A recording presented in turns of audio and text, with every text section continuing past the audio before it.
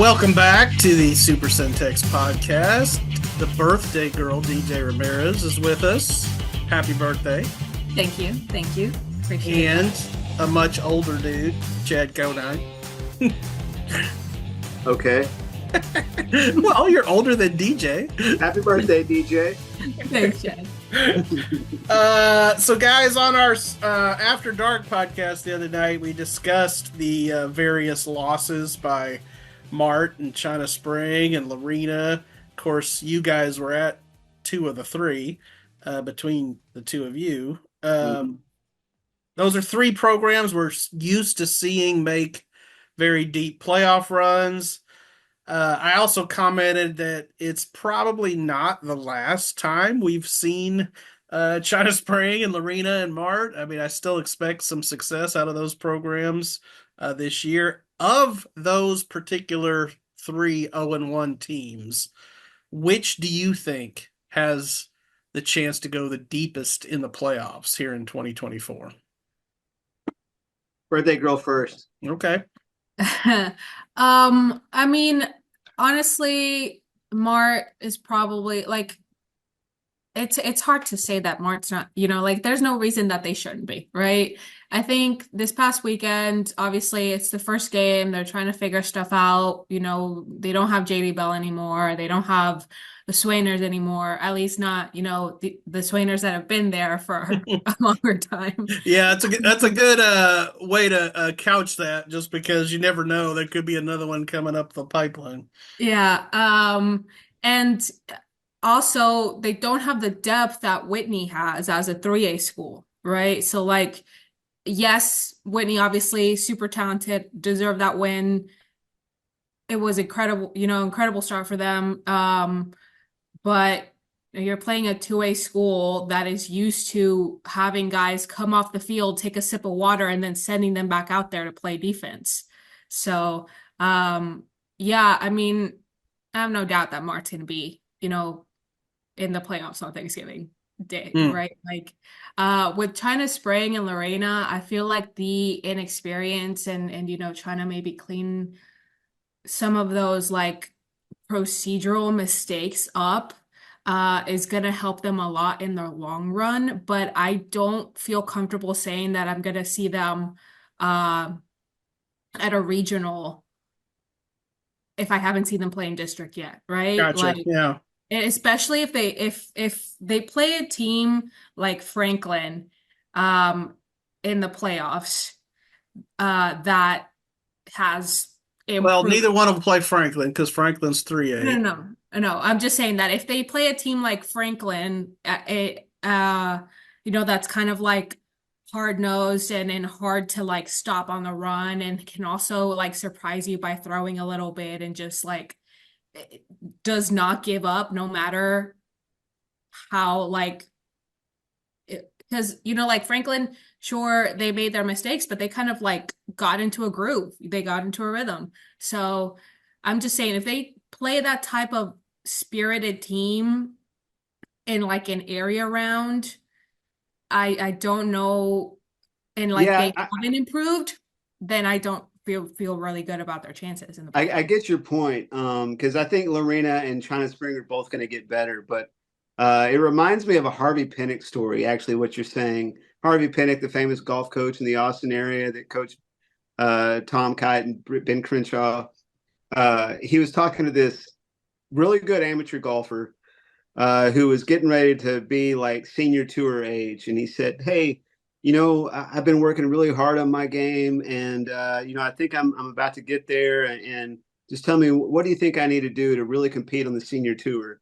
And Harvey Pinnock said, "Well, the problem is you're working on your game and trying to get it there, but so are those guys over there, Ben Crenshaw and Tom Kite, as they approach their senior, right?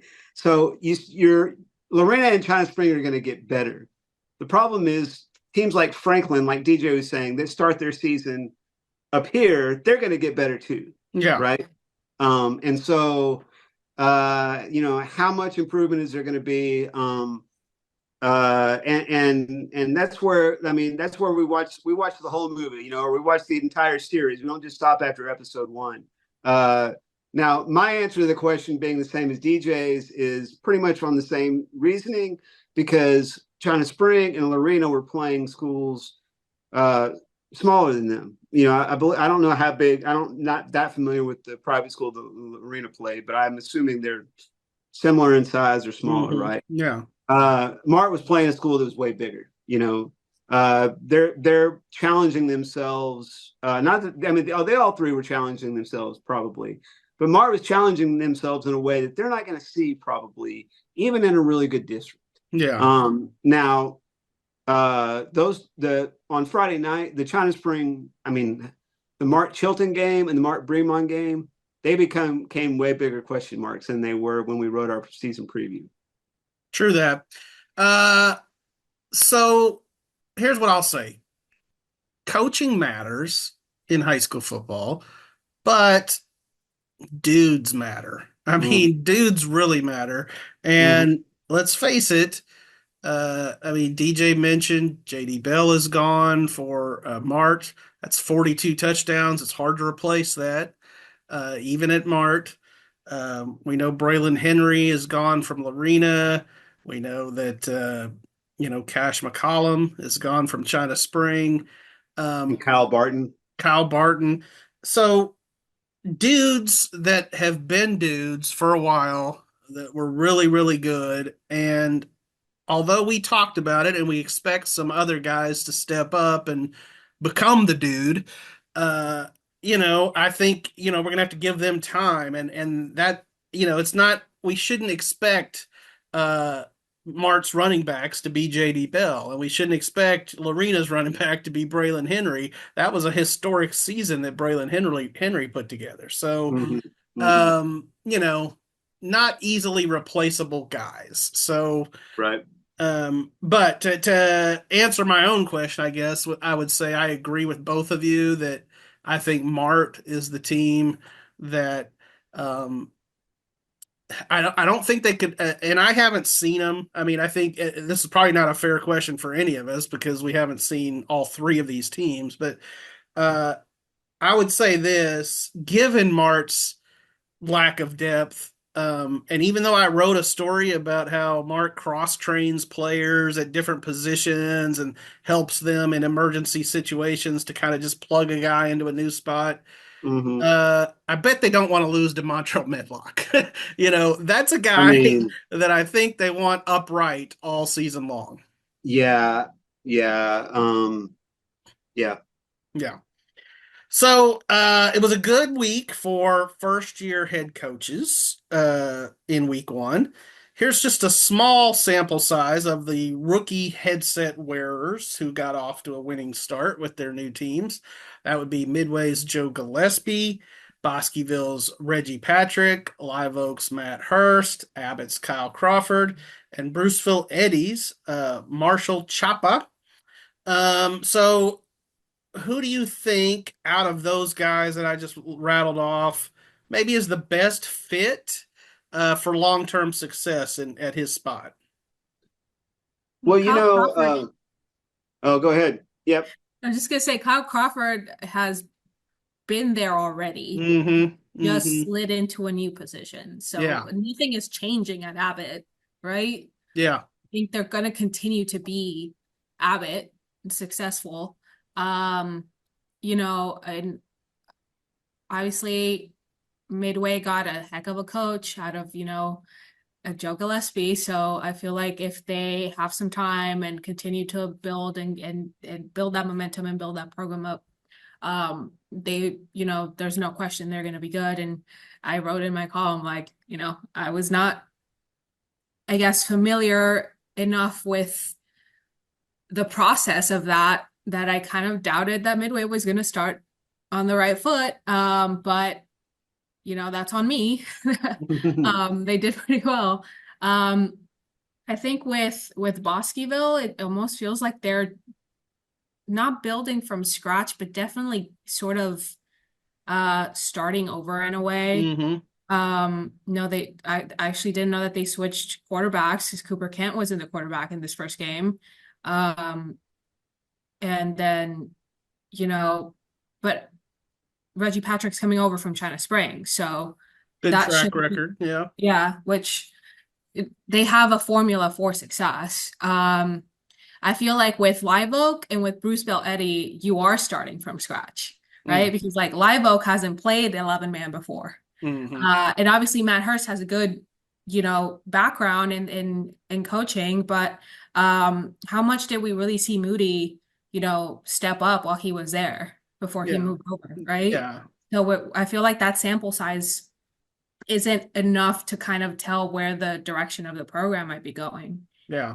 And with Bruceville-Eddy, I mean, this is Chapa has not been a head coach before, so this is also like starting from zero. Well, and Bruceville-Eddy's one of those spots where, I mean, they almost have a new coach every year or every other year. I mean, Yeah. God bless them. Yeah, it hurts to say, and I'd hate this if somebody said it about my school, but I'm going to say it anyway. It sucks, but that's somewhere where you win 10 games and you go take a job somewhere else.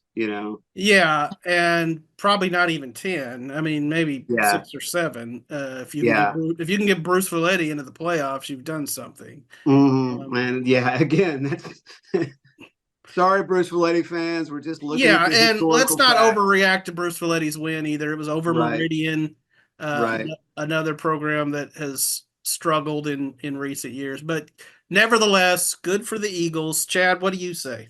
Well, I just wanted to point out that DJ kind of gave herself a slap on the wrist for that Midway Westwood pick. And I wanted to point out that I'm fastest out of the gates so far. I got the most picks By though. yourself? I'm the Yeah, by defending myself. champ again, so I'm not sweating.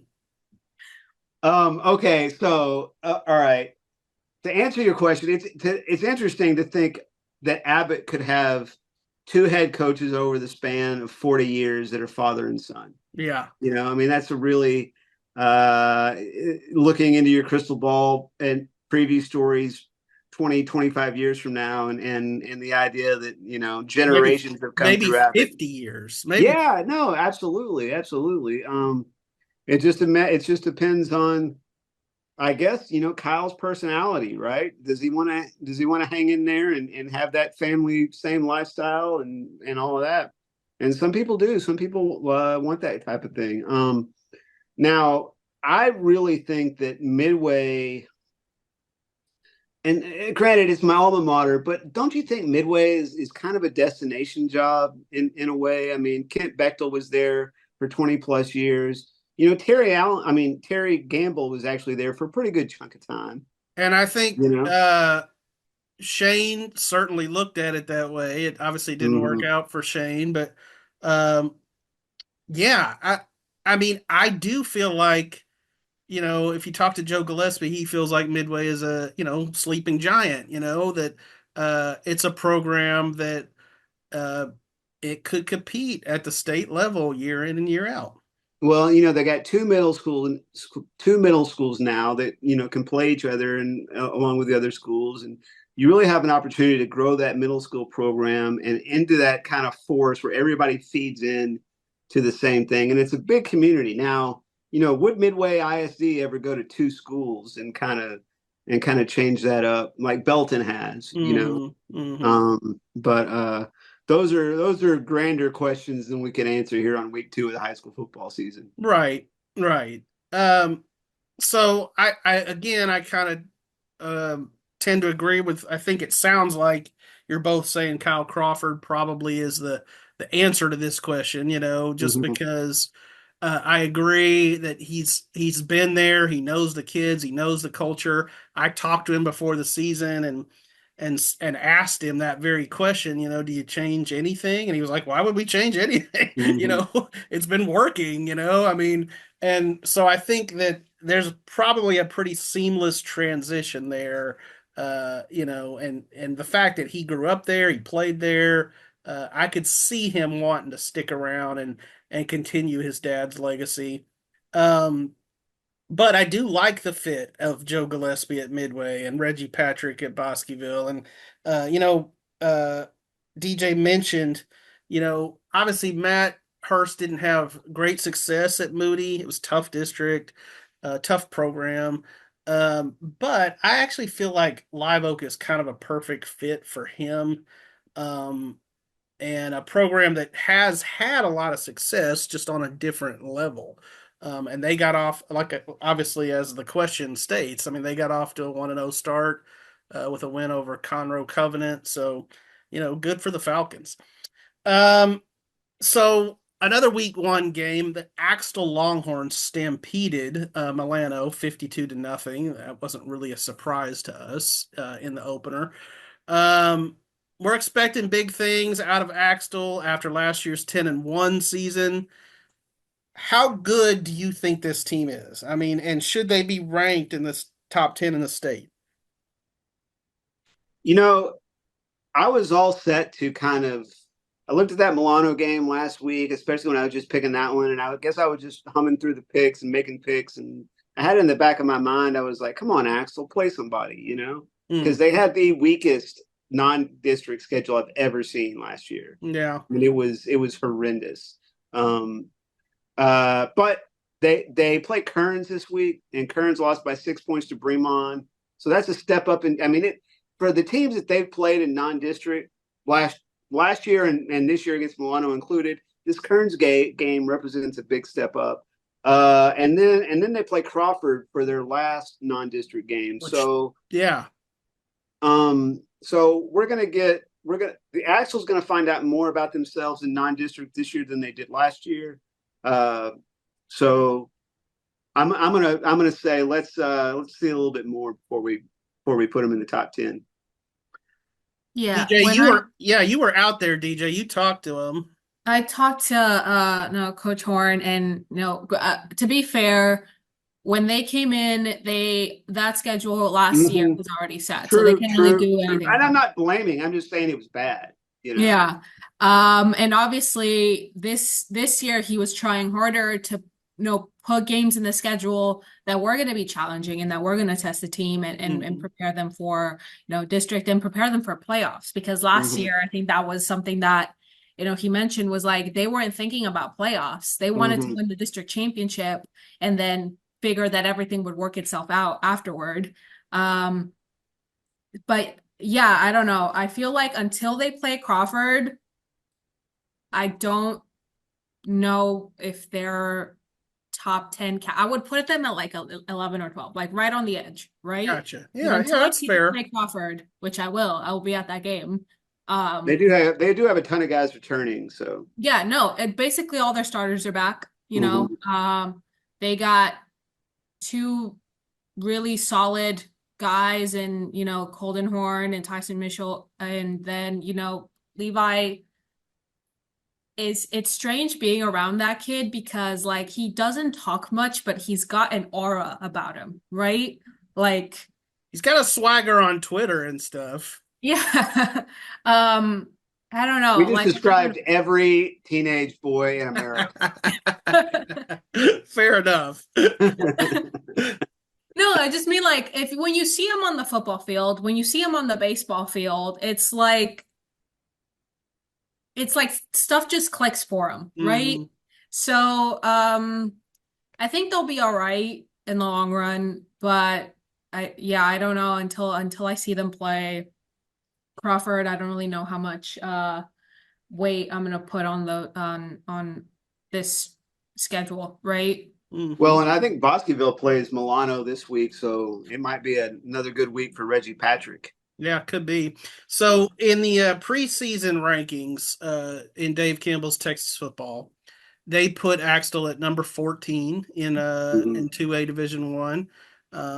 Among our local 2A Division I schools, that was second, only to Marlin. They had Marlin at 11. I loved the little comment that they put under Axtell's team, which was the team all your hipster friends are going to be into in 2024, which I just love that. Yeah, this my friend Scotty at Top Golf told me that they had put that in, that the team all your hipster friends are going to see, and I'm just like, kind of picturing like a bunch of hipsters showing up at the Axtell game. A lot of hipsters at Axtell? I don't know. I can't imagine a lot of hipsters at the Axtell Crawford game. I was at the Axtell Crawford softball game, and let me tell you, it was not a hipster venue. Okay. it was Do we count DJ as rural a county hipster? Is fair. she gonna Huh? be? Is she our resident hipster at the Axtell Crawford game? DJ, yeah, for sure. Probably. Finally, last week we had some fun talking about the Ice Bowl between the Winter's Blizzards and the Frost Polar Bears. What are some other mascots that you guys like? We don't have to keep this to Central Texas. It could be all over the place.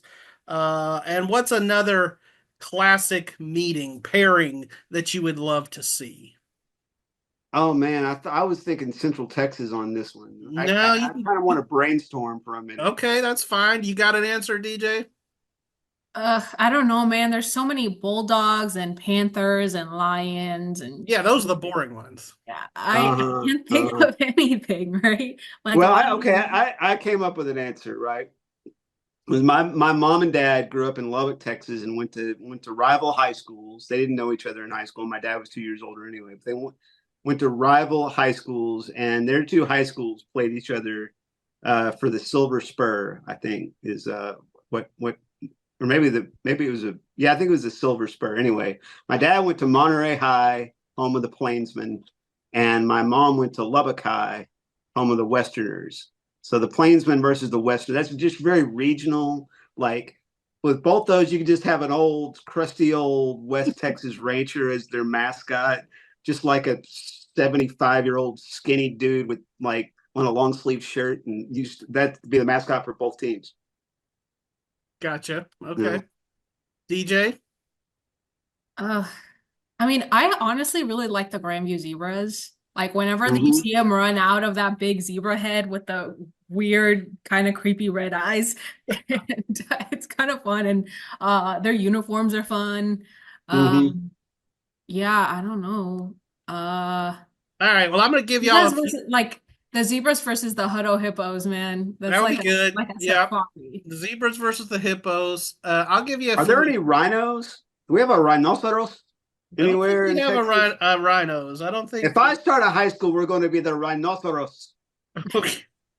What accent is that? That's from the Midnight in Paris movie, and one of the artists. Well, you're I going. wish I was sophisticated enough to remember what artist, but You're going they were really talking about obscure. different things that they were painting, and one of the artists said, "The rhinoceros." All right. I'll give you a few that I really like. So obviously one that would make sense would be I don't know if it makes sense classification wise. We're throwing this out. We're throwing classifications out the window, but um, the Mesquite Skeeters against like the Progresso Red Ants. I mean, you'd have the mosquitoes and the ants going at it. You know, it's very The Bug Bowl. the Bug Bowl, yeah. And I've always loved the Hamlin Pied Pipers, which of course is very literary. You know, Hamlin Hmm. was the town, you know, with the Pied Piper and all that. Hmm. That's a great name. Um, the New Braunfels Unicorns. Yeah. Uh, I could see the unicorns and the Hutto Hippos going up against each other. They're both kind of wussy, you know, in terms of their mascots. Is I don't know, maybe Are you you would thinking want of to a take. dancing hippo? Are you thinking of like Fantasia? Like the Yeah, I don't know. Fantasia Maybe you would dancing not want to hippos take on a and the hippo. Probably unicorns? wouldn't want to take on a hippo. Um, but let's see what else. There's the Brazosport Explorers. The Cuero Gobblers is a good one. Uh-huh. Yeah. Uh-huh. So, What uh, are the Mason the Punchers? Mason Punchers is a good one. Yeah, that's a team that Crawford always runs into in tennis. The Mason Punchers. They've got a Yeah, big time tennis tradition yeah. down there. Hmm. Yep, yep, All yep, right, so yep. those are some fun ones. I love the Bug Bowl though. Let's get that going. The Bug Bowl. The Skeeters and the Red Ants. By the way, it was Salvador Dali who talked about the rhinoceros. Okay. All right. There you go. You're getting a little culture on the Super Centex podcast. Chad, where will you be this week? The Salina Bobcats at the La Vega Pirates. Just two programs that do a lot of winning, Hmm. and I think it's 4AD2 versus 4AD1, both state ranked. Yeah. So it ought to be a barn burner. Should be fun. DJ gets another twofer, little Thursday night action.